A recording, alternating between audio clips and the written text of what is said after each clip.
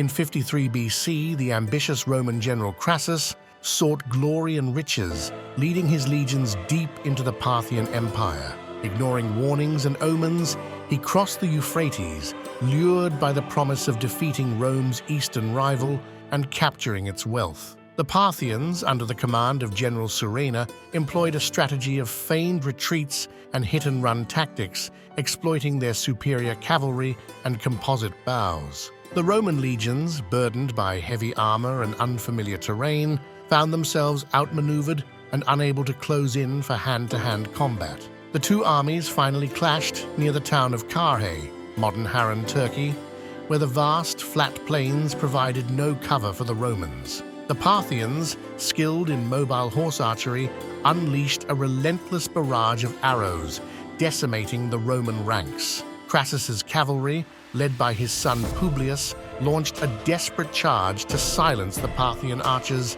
but was lured away and encircled. Isolated and overwhelmed, Publius and his men were slaughtered, a devastating blow that Crassus witnessed from a distance. Introducing the heavily armored cataphracts, Parthian cavalry charged the Roman formations. The Romans, already reeling from the arrow storm, were ill-prepared for this direct assault by the armored behemoths, further crumbling their resolve.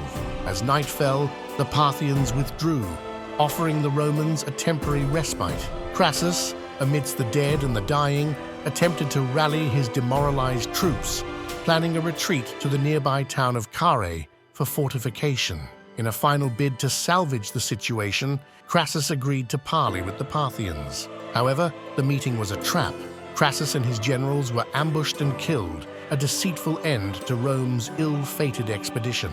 The defeat at Carrhae was catastrophic for Rome, with most of the 40,000-strong army killed or captured. The captured legionaries were said to be deported to the eastern Parthian territories, forever lost to Rome. The capture of the Roman military standards by the Parthians was a profound dishonor to Rome. Their recovery became an obsession for future Roman leaders, symbolizing the need to avenge the defeat and restore Roman dignity. Crassus's death unraveled the fragile First Triumvirate, setting Julius Caesar and Pompey on a collision course that would lead to civil war.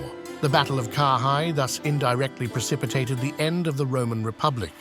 The victory at Carrhae bolstered the Parthians' reputation as a formidable power capable of challenging Rome.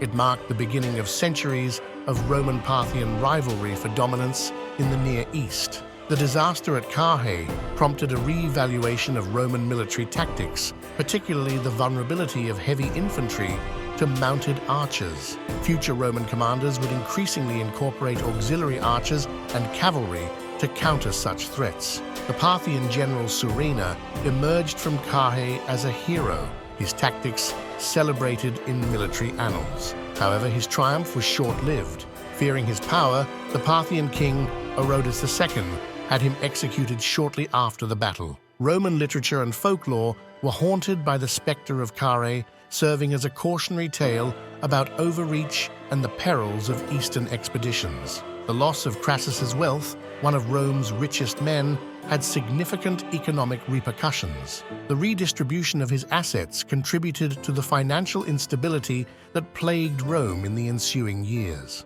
Accounts of Carrhae often omit the role of Parthian war elephants, which, although not decisive, added a psychological edge to the Parthian army, intimidating the Roman forces. The Battle of Carrhae entered Roman military history as a symbol of hubris and strategic folly. It served as a grim reminder of the empire's limitations and the complexities of Eastern warfare. The defeat resonated through Roman culture, influencing arts and literature.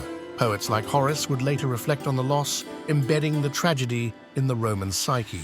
Modern archaeological expeditions to the Harran region have sought to locate the precise site of the battle, uncovering artifacts that shed light on the composition and fate of Crassus's army. Centuries later, during negotiations with Parthia, Roman diplomats would invoke the memory of Carrhae, seeking the return of lost standards and the repatriation of captured soldiers' descendants, underscoring the battle's lasting impact on Roman-Parthian relations. Our journey through time comes to an end for today. We embark on new adventures every week. If you relish the experience, please like and subscribe.